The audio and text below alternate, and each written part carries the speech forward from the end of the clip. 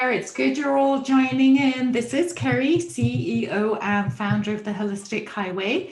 And we are thrilled that you are here tonight as we're talking about staying calm amongst the chaos and how we can end sort of this crazy year strong. But as people are just sort of coming in and getting settled, I would love it if you would just put in the chat where you're from. Where you're coming in from. I do see some familiar names. I'm looking at my other screen here. So hi, everybody. Hi, Susan. My friend Susan's here. Fran's here. Hi, Fran. Good to see you. So like with Pittsburgh as well in the house tonight. Who else? Jamara, it's good to see you. Jane, wonderful to see you. I'm going to ask you to just mute yourself. Lisa will go ahead and mute you as well. It just makes it much cleaner, and it just means that we haven't got people's dogs barking in the background. I had to kick my dog out of my office tonight so that you can hear everything that we're going to talk about. But let's see where you're from. So I am here in Rhode Island.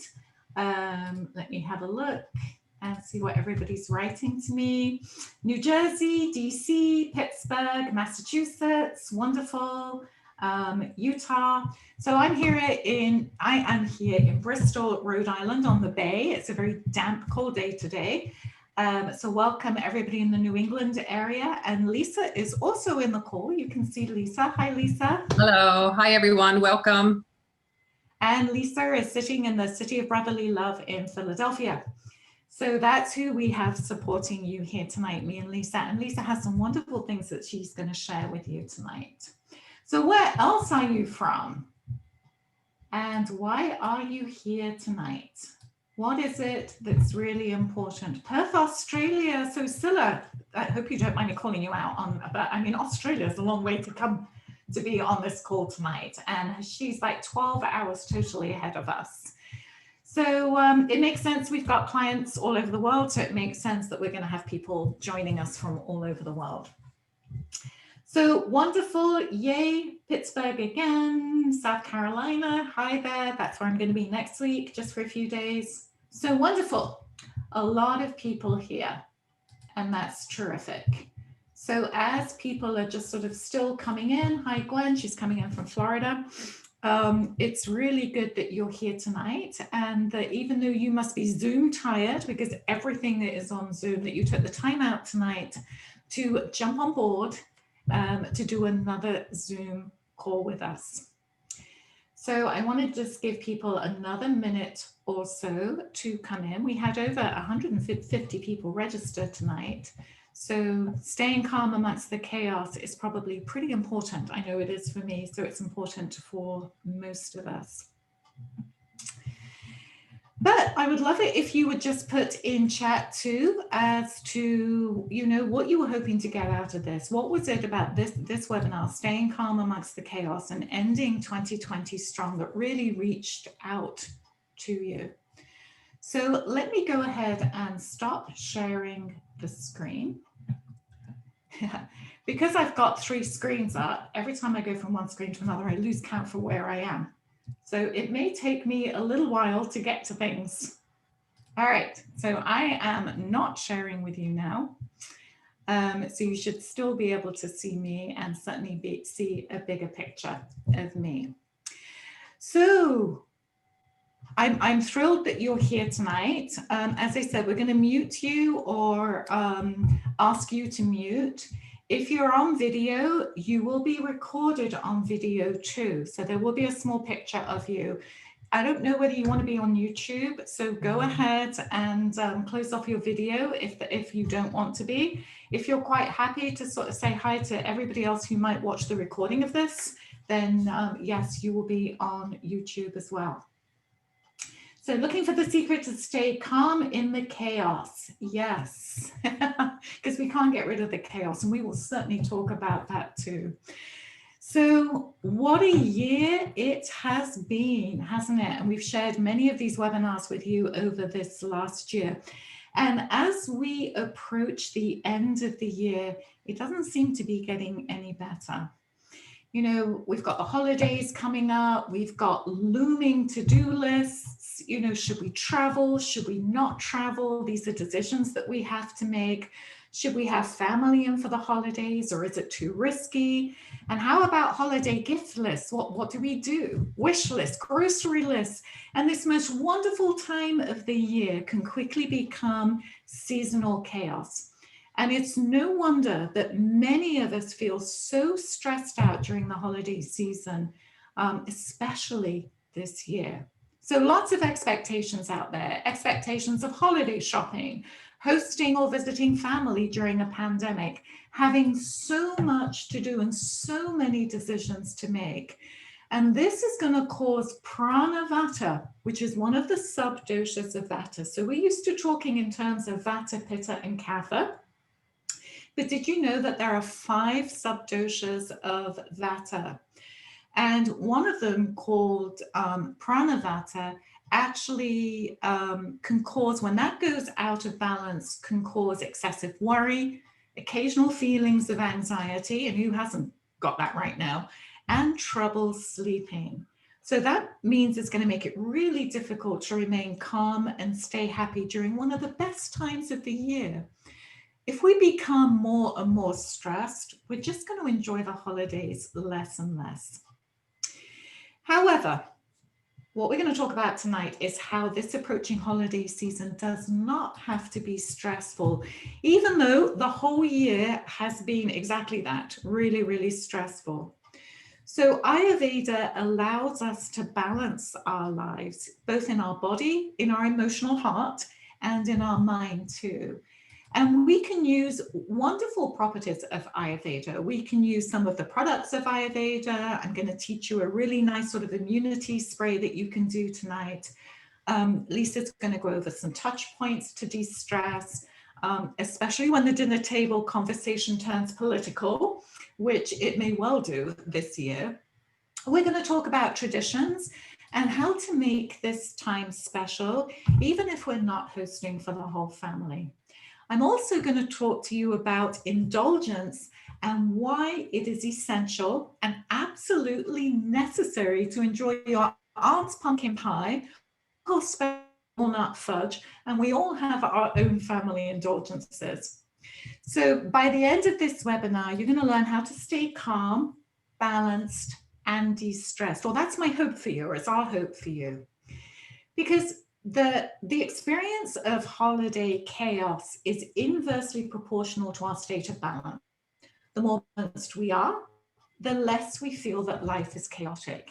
Nothing's going to change on the outside, but what will change how we experience our world, and we can change that for the better. Also, stay on until the end, where I will show how you can draw to win a complimentary sample immune kit. I don't know whether you can see that. Yeah. Thank you. Now, I do want to go back to Ayurveda 101. And remember that we have all 3 doshas in us. That is vata, pitta, and kapha. Although we do tend to predominate in one or more doshas. Now, we suggested before you came into this webinar that you took the Dosha Quiz. That way, you're going to know your predominant dosha as we talk about which ones to balance tonight. But vata in all of us governs movement. And as our movement increases, and I don't mean we're getting out of our chairs more, but there's too much to do and there's a feeling of too little time to do it. And any stress of holiday travel, especially during a pandemic, that you or your loved ones might be doing. So when vata dosha goes out of balance, we're going to start to feel a little restless, a little anxious, and what we say in the business, overall vata deranged, which sounds absolutely horrible. But when vata wobbles out of balance, we might notice that we're feeling a little anxious, more tired, fatigued, forgetful, even spaced out. We're going to lack that focus to be present and enjoy that quality time that we should be sharing with friends and family. So when life gets hectic, we're going to stay strong. We're going to restore balance instantly. And I'm actually going to turn it over to Lisa for a little while, who is going to show us a wonderful nurturing neck massage that she's going to show you how to do. So when the dinner table does get a little stressful, or when the in-laws have just said one too many things, or, you know, for whatever reason, there's many reasons to be stressful over the holidays, especially this year, then she's going to give you some tips here. So Lisa, over to you, love. All right. So I just want to share this nice neck and shoulder release, because if we start to cultivate a little bit of awareness around stress and the warning signs that stress is building, one of the first things we notice is that our shoulders end up in our ears, right? So to do a little neck and shoulder release is really helpful and just sort of unplugs that stress mechanism. So the first thing we want to do is slide our bottom all the way to the back of the chair so that you're good and tall. This really helps to get a nice, long, straight spine. You want to be sure that your feet can touch the floor for that grounding. So if you're a little shorter or your chair is tall, you can put a cushion or a blanket or something under your feet, or some yoga blocks or something like that, so that your feet are connected to the earth, right? And so this is a very grounding just in and of itself. And from here, we want to just really feel our seat relax down into the chair, right? Feel a sense of spreading in the hips and a heaviness to the bottom, right? So we feel good and grounded through the seat. And from there, we'll rise up through the spine, lengthen the back of the neck, right out of the crown of the head. So we have this long, tall spine. And then we're going to start to turn our awareness to our breath. And just notice for a few breaths, how is the breath moving? Is the breath way up here? Can we start to take it deep down into the belly, breathing deep, feel the belly expand? And as you exhale that breath, you feel the heart drop. You feel the navel draw back as the breath empties and the belly hollows. You can even put your right hand on the low belly and your left hand on the heart and feel the breath move under your hands. Right? You just take a few breaths like that with a little extra attention to the exhale. Maybe the exhale is a little longer than the inhale. Yeah. And just take one more breath like that, breathing deep into the belly. Let it rise to that top hand, and then that long, slow exhale. And then we'll go ahead and release the hands down, and keeping that long, tall spine and that long neck, we'll take a breath in, and we're going to begin to synchronize our breath and our movement, right? So as we breathe in, we rise up tall, and as you exhale, begin to drop your chin down towards your chest. So exhaling the breath out. And then as you inhale, you'll lift the crown of the head again towards the sky. And this time as you exhale, turn your chin to your shoulder. Doesn't matter which side you go to. And again, inhale back through center. And exhale, chin to the opposite shoulder. So notice if your movement gets ahead of your breath. Inhale, coming back through center. And this time as you exhale, drop the head back, open the mouth and sigh it out. Ah. And then inhale, crown of the head rises to the sky. And then we'll take the shoulders here, draw them up by the ears, let the shoulder blades slide together and feel these shoulder blades slide down the back body. And we'll do that a couple of times. Feel this opening across the chest and the dropping down of the shoulders behind you. Right? So do that a few times to just kind of warm the shoulders and relax the shoulders.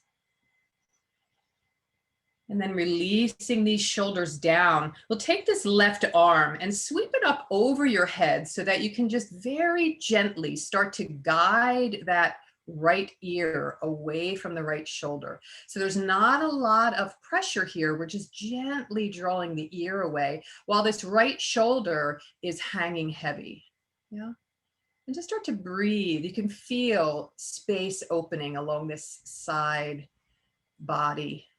Feeling the breath move in. And this time, as the breath moves out, we just slide the hand around to the back of the head and tuck the chin down slightly. And so you'll feel that all along this shoulder area. Just breathing up the side of the neck and breathing back down again. And then we'll go ahead and release that arm very gently, just the way you came in. Take a deep, full cleansing breath here. And again, sigh it out. And we'll take that to the other side. So taking this arm up and overhead. And again, just a gentle guide. Just moving that ear away from the shoulder. Left shoulder's hanging heavy. Feel the breath move. And on the next exhale, just taking that chin and tucking it down a bit. And you can feel how the sensation changes. The stretch moves from one part of the neck to another as we move the chin. And then we'll go ahead and release that arm up and over, bringing the head back to neutral. And one last thing here, this is my favorite, where we just take these shoulders again up by the ears, sort of scrunching everything up, and with a big sigh, let it all go. And we'll do that a few times. Inhale. And last time, shoulders up by the ears, and exhale. Let it all go. And then if you like to end it, you can just take the hands together, just gather all this energy around you and just bring it here to center, feeling a sense of calm, feeling the shoulders relaxed, and exhaling. And then you can head back to that family dinner table, feeling a little more relaxed. So we'll head back over to Kerry, and she's going to give us some more tips and pointers for our holiday season. So thank you, Lisa. That feels great. And you can't see me, you can only see my hands right now. And I deliberately did that. So there's no technical difficulty, although there often is. So, and I'm showing you everything on my desk because we're actually going to make what I call my Germ Be Gone spray. Now, next week I'm traveling. It's needed for me to go somewhere. So it's very important that we watch our immunity this time of year. So I'm going to show you how to make a really nice immunity spray with some essential oils, some witch hazel. And don't worry, I will send you out the immunity spray recipe for how to make it, or the ingredients for how to do this. So you can see in front of me, I have my spray bottle and the essential oils that I'm going to use. And many of these essential oils that I'm using have a remarkable ability to both support the immune system and increase one's rate of healing. So one way these oils work is they fight infection by stimulating the production of the white blood cells, which are part of the body's immune defense system. So that's really important this time of year. And as an extra bonus, the rejuvenative properties of these essential oils improve the condition and the tone of the skin. So, you know, who doesn't want that? So I've got different essential oils here. And one of the reasons that I have different types is because people often ask me about essential oils. Now, first off, this is not my wheelhouse. I am not an expert in essential oils. I do use a lot, but I am no means an expert. So I'm actually going to use cinnamon, clove, eucalyptus, lemon, and rosemary. I also have some witch hazel and some water that we're going to add. So I'm going to start by adding 6 drops of cinnamon oil. And let's see if I can talk and add at the same time. Obviously not, because it went quiet, didn't it? I am not a very good multitasker. I think I am until I do it, and I realize I'm not. This cinnamon oil, you can actually get from any grocery store. And the reason I'm showing you this is because when you're making something like an immunity spray here, we're not necessarily looking for organic therapeutic benefits. Now, if you do have those, then obviously that you're going to have a better effect from it. I like to use a company called Aromatics International, and this is clove, and I'm adding 8 drops of clove. Okay, And then I am also going to add 8 drops of eucalyptus. And this is good that I'm making this up tonight because I will take this traveling with me. This is another company that I like. It's called Nature's Oils. There are many good oil companies out there. You may have your own favorite. We are not at all suggesting one above the other. That was 8 drops of lemon oil. And lastly, 8 drops of rosemary, one of my favorites this time of year. Then I am going to add 2 ounces of witch hazel. I already did this for this tonight. So just 2 ounces of witch hazel. And then I'm going to fill it up with water. And this is a great spray for traveling. You can spray the room, you can spray each other with it, you can spray everybody what's in the house with it. And it's going to be a really nice germ be gone spray. That was my water. And then here we have, as I said, I am traveling next week to visit my sister in South Carolina. So I will be taking this with me. I'm spraying you. It also smells really good, which really helps all those essential oils. So don't worry, I will send the recipe out to you. You will get a copy of the recording. I've had many questions tonight already asking about the copy of the recording. But if you feel that you're traveling or you feel that you need to build your immune system, then there's no better way to keep your immune system strong than looking at our immunity kit. So we have this. These are made with Ayurveda herbs and oils that have a long history of bolstering your immune system and keeping it strong so that it can function really well.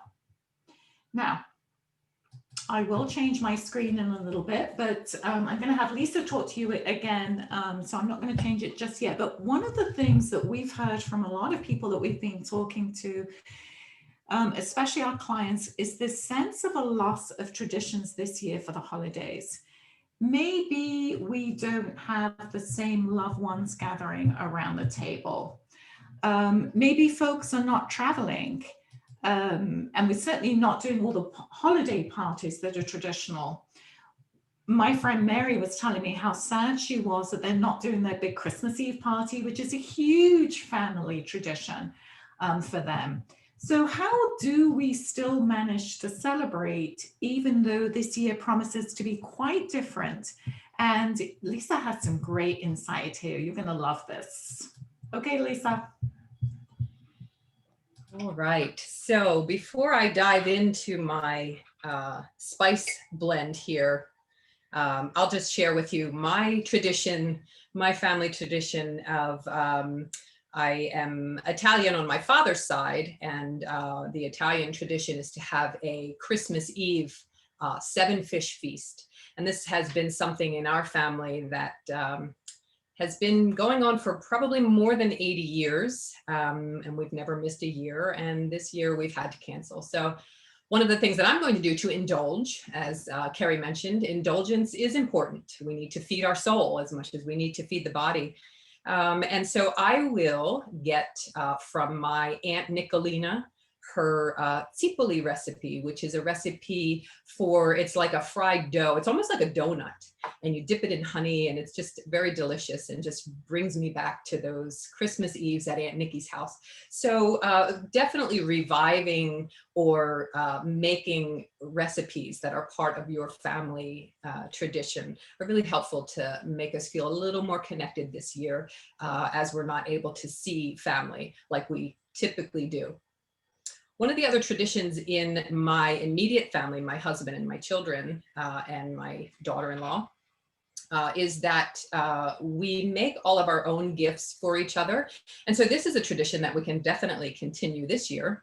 And it just feels like something a little more from the heart. And so I found years ago that this is a great way to keep the stress levels down so that I didn't have to get involved in a lot of running around and shopping in different stores. And especially this year, that's not possible. So it's great to be able to make things because it just has so much more soul.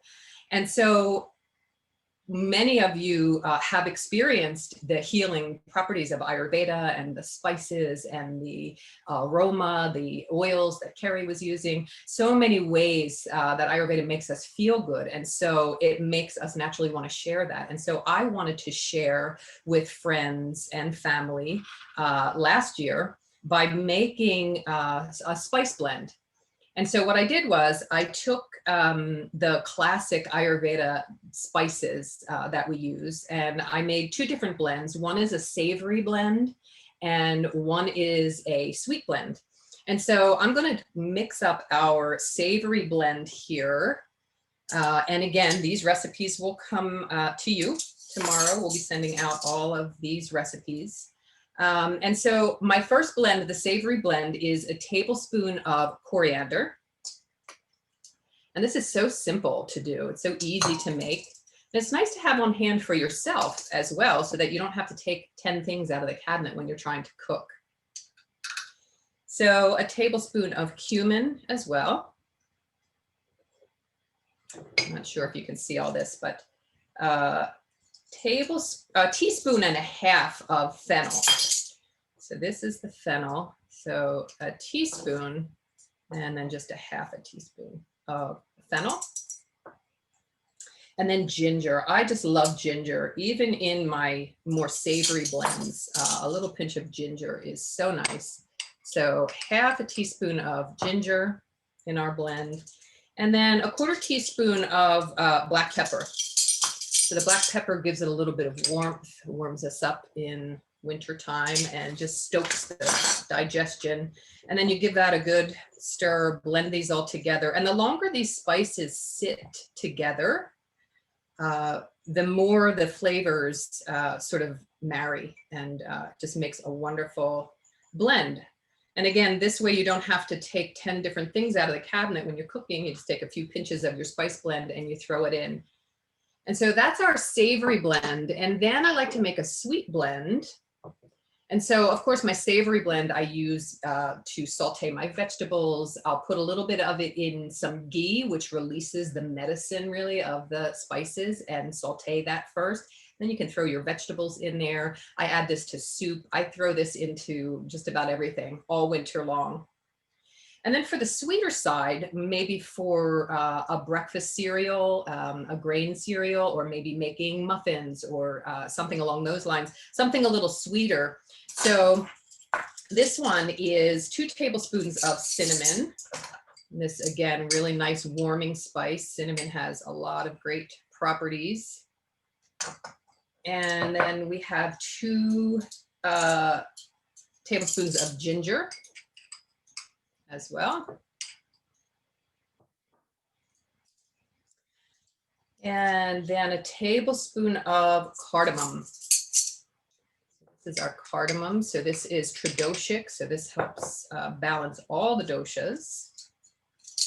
And we have a quarter teaspoon of our nutmeg. And believe it or not, I do put just a pinch, about 1/8 teaspoon of black pepper, again, in my sweet blend even. And that is, you can leave that out, if, especially if you have a lot of pitta or a lot of fire in your system, but I like the black pepper to just stoke the digestion. And again, just stirring it all together, let these spices sort of just marry in the cabinet. And then what I did was I went online and I just purchased these little jars, which have a great little, the little gasket lid, but all kinds of jars, all kinds of things that you can find online. And I went online and ordered some labels. And I just named my own spice blend. You can name it anything you like. Mine is just called Lisa's Savory Blend and Lisa's Sweet Blend. And so I just took these together with a little bit of raffia, put them in a cute little bag, and it was just a wonderful gift. So some other gifts too, making your own ghee is a lovely gift. I did that one year. You can flavor your ghee. You can actually cook some of these spices into your ghee and make a ghee as a gift to give away. So these are some really nice ideas.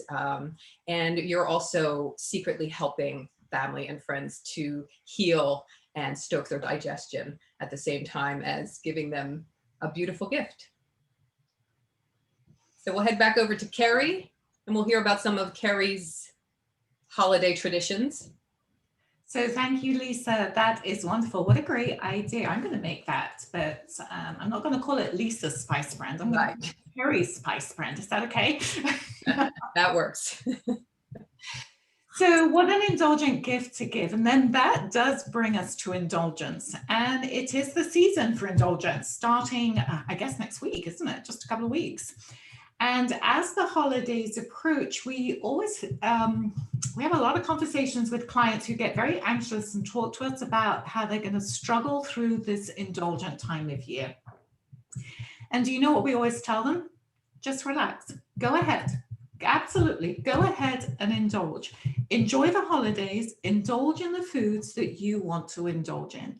This is the time of year to enjoy this special time with your loved ones and enjoy the foods that are part of your family traditions without stressing yourself out. So now, I am not suggesting that from Thanksgiving all the way through to January the 1st, you throw all caution to the wind and indulge in every morsel of holiday goodness that comes your way. Inevitably, those foods are still going to cause you to feel bloated and tired, and they're going to leave you sort of with food cravings for more of that sweet stuff. So let me give you an example of how we indulge. I typically don't have too much meat in my diet. Not because of my dosha, but just because I don't particularly like it. But on Christmas Eve, my mom, who is no longer here with us, always made a giant batch of sausage rolls. These are sausage rolls that I want to show you. And I made them just for tonight. Okay, they're normally just for Christmas. The dog is absolutely happy and my husband's absolutely happy. Both think they're going to get them. But sausage rolls, if you don't know what English sausage rolls are, they're made with pork sausage meat, puff pastry, lots and lots of butter, you know, the works. And I always savored every bite of those sausage rolls. Today, I carry on that tradition for my own family, who insist that the holidays are just not the holidays if I don't make those sausage rolls.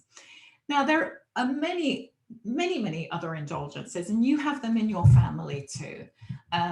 My sister is known for a famous cinnamon buns for a holiday breakfast. My in-laws do a family sort of carrot salad that's made with pecans, raisins, and mayonnaise, and they always eat that with Christmas dinner. There's my famous English breakfast on Boxing Day, which is not on the heart healthy list of foods to eat. There's my father-in-law's walnut fudge, which is to die for. My husband's lasagna at our open house party, which obviously not this year we're not doing. But for all of us, there's that seemingly unlimited supply of traditional holiday cookies and candies made by friends and family. And do you know how much time I spend worrying about sugar content, added dairy, or avoiding gluten? Absolutely none. And here's why. Years ago, when I first started studying Ayurveda, I came across this quote.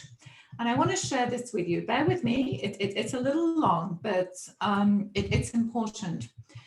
And the quote says, if a woman could spread the sparks from her fingertips when she is cooking and the substance of light that goes into the food she handles, she would be amazed to see how much of herself she charges into the meals that she prepares for her family and friends.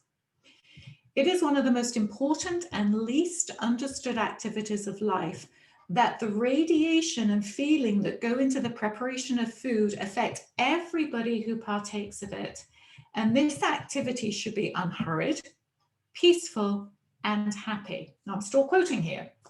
It would be better that an individual who prepared food under a feeling of anger, resentment, depression, or an outward pressure should not eat at all, because the substance of life stream performing the service flows into that food and is eaten and is actually becomes part of the energy of the receiver.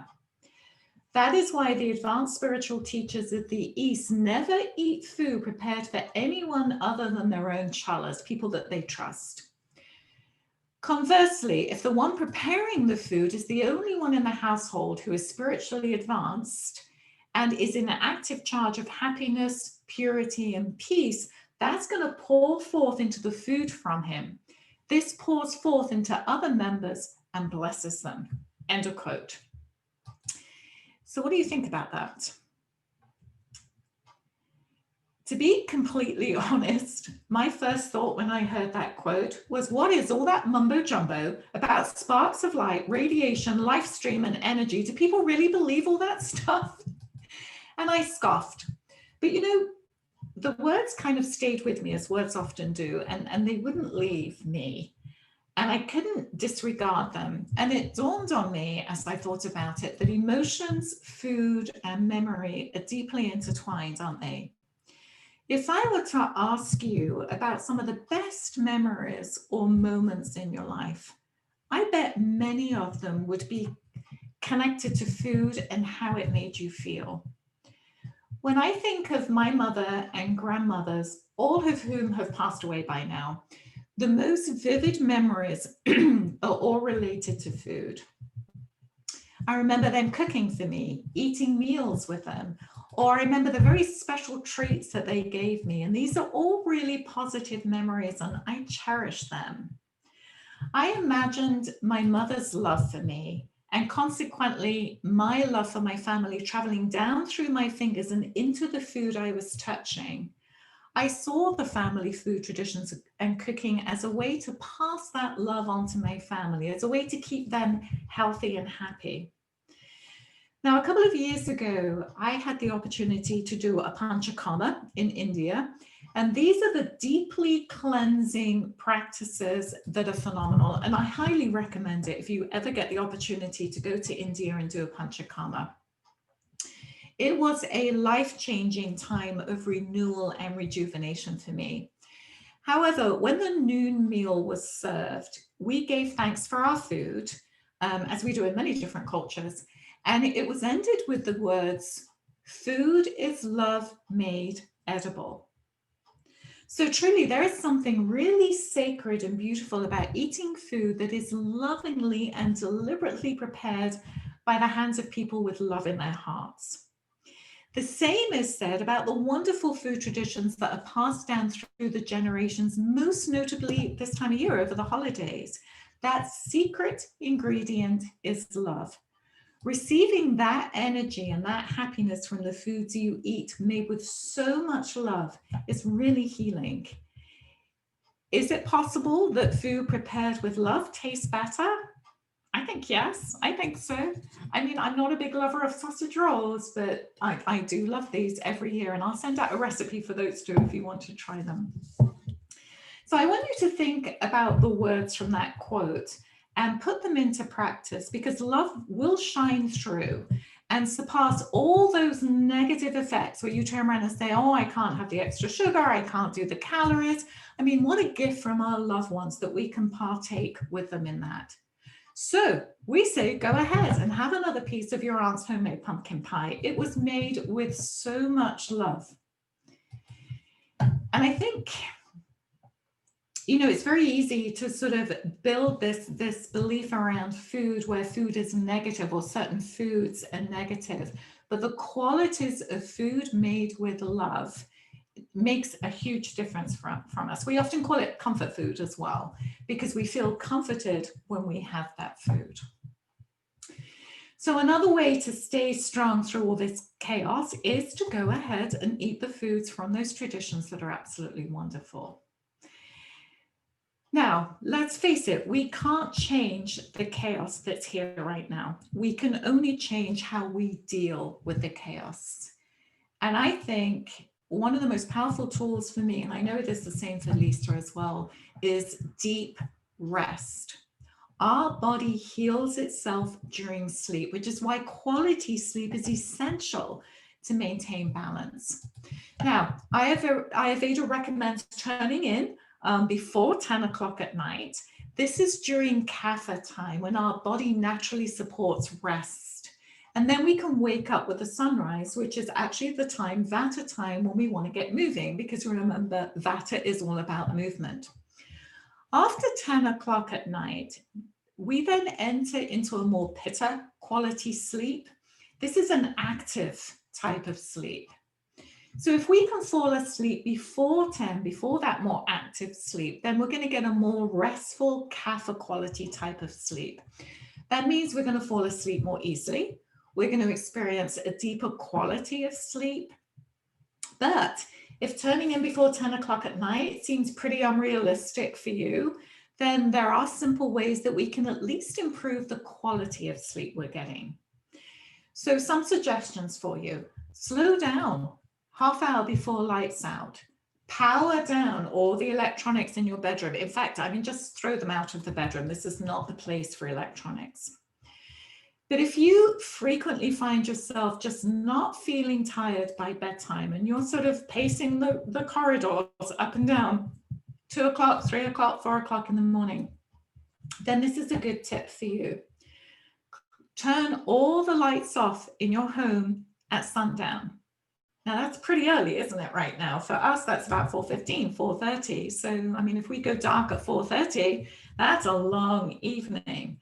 But enjoy a restful activity in the evening. You can still read, just avoid electronics. So you don't want the artificial light of electronics, and allow that light to naturally set in your home. I think you'll find that drowsiness will naturally come on because you'll reconnect with those circadian rhythms again. We've done ourselves a great disservice by having so much artificial light. It sort of ups our circadian rhythms, and it really puts our sleep-wake cycle out of balance. Sometimes we just need help, though, to rest deeply. We've just been on the go, and it's just really, really difficult to do.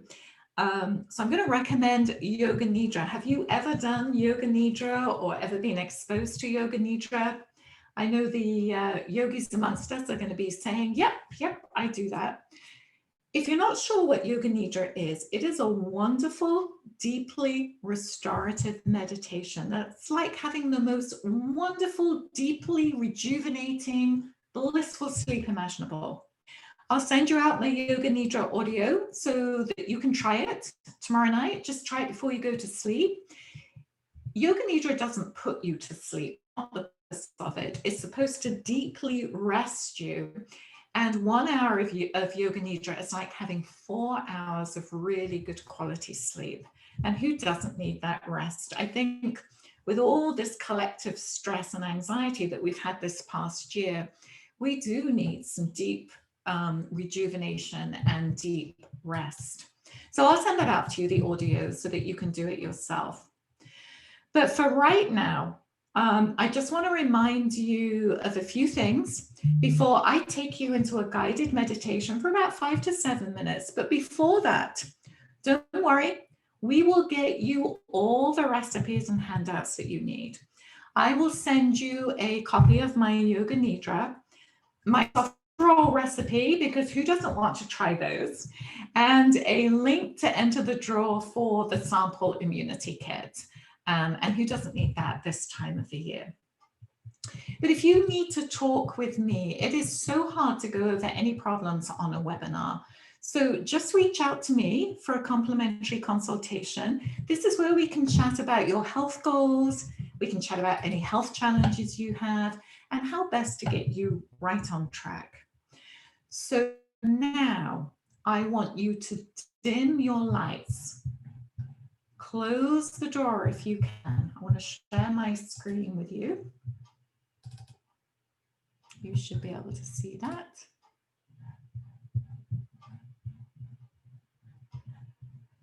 And gently watch the screen and see how that feels.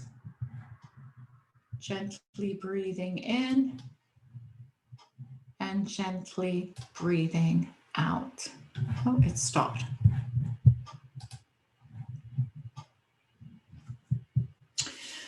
So I'd like you to get comfortable in your chair. Make sure your phone is turned off, your door's closed, preferably lock it if you can. Dim down the lights if that's suitable for you. And let's take a deep breath in, hold it, and a deep breath out. Breathing in, hold, breathing out.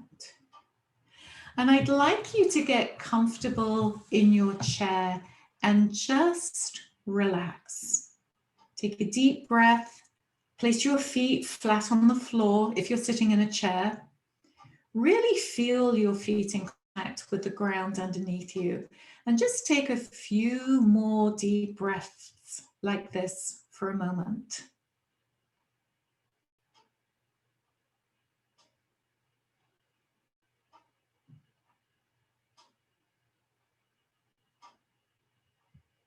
Now place your hands on your stomach and take 2 to 3 deep breaths here, noticing your stomach rising and falling with each in and out breath.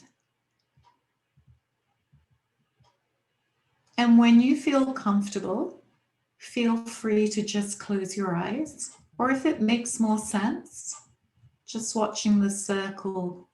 Breathing in, holding, and breathing out, then do that.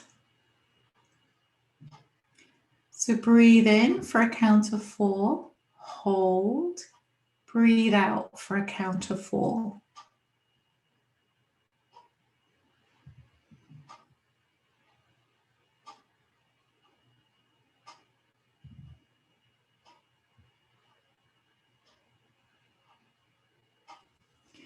So I'd like you to start by focusing on your toes. Scrunch them up and then just release. Now tighten your ankles and just release. Tighten your calf muscles and just release. Clench your knees and thigh muscles and then let it go.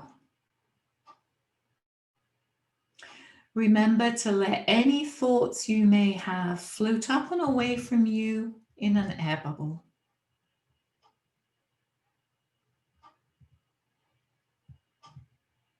Now clench your hips, your pelvic area, and just let it go.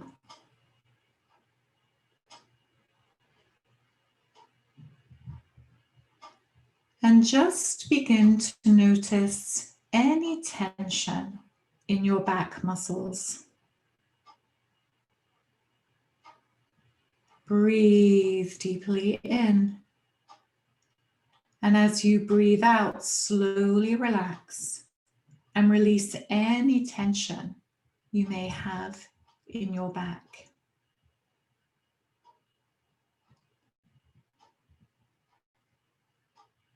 Now your shoulders, lift them up to your ears and release completely. Doesn't that feel good? Now it's time to relax your neck and jaw muscles. Take a deep breath in. And as you breathe out, let go of any tension you're holding in your neck and jaw.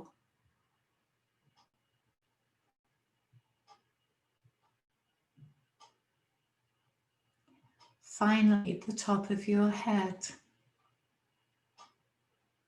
Let it go.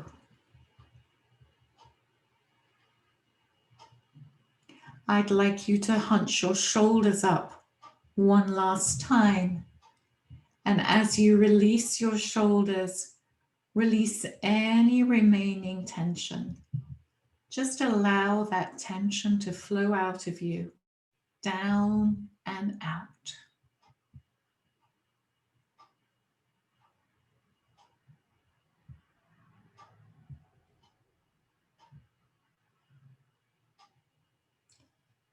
Take a few more deep breaths and enjoy this feeling of relaxation and calm for a little while longer.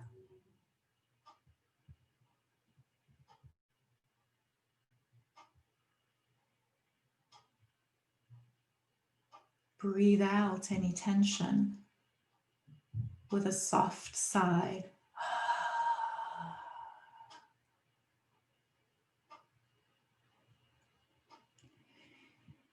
With your eyes closed and in your mind's eye, look around you at all that lives.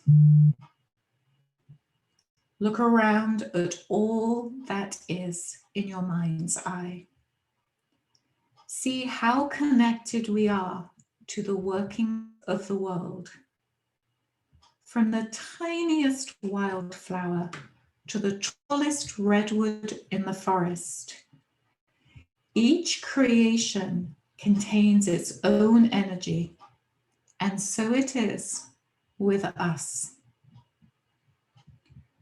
We are intricately connected to the world.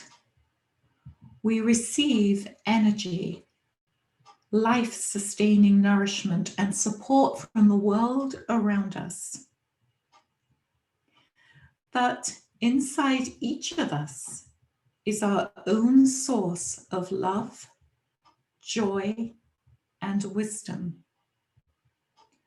Our ability to love, to live, to feel, and be happy comes from our own hearts.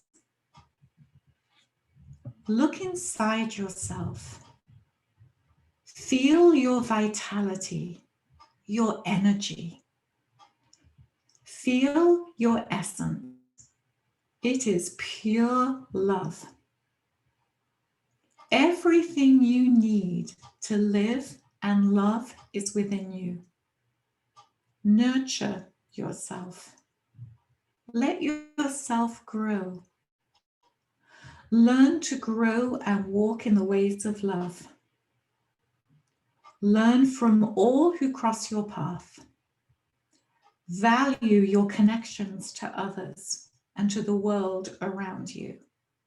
Receive and give freely as you walk down that road. Because did you know that your light is seen?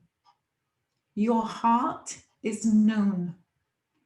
Your soul is cherished by more people than you might imagine. You knew how many others have been touched in wonderful ways by you, you would be astonished.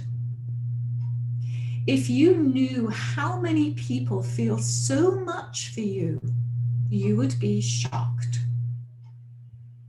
You are far more wonderful than that. You are far more wonderful than you think you are. Rest with that. Rest easy with that. Breathe. Because you are doing fine. More than fine. Better than fine. In fact, you are doing great. So relax and breathe.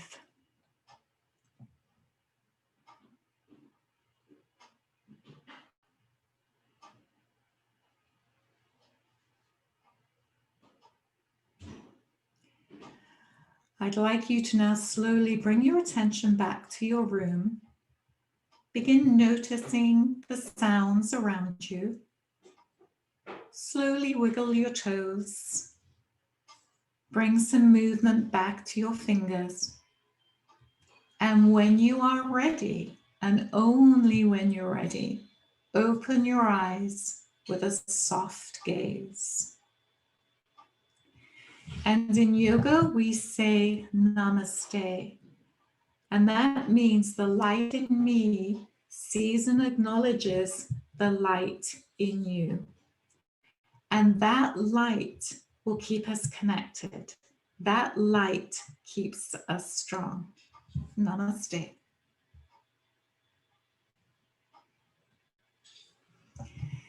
Thank you for sharing this time with us. I'm not going to talk too much now because I want you, if you manage to find a little bit of peace tonight, to take that with you into the outside world. So enjoy that. Keep the peace, keep some of the calm, and we are here for you whenever you need us. Namaste tonight, and we'll see you soon, I'm sure. Bye for now.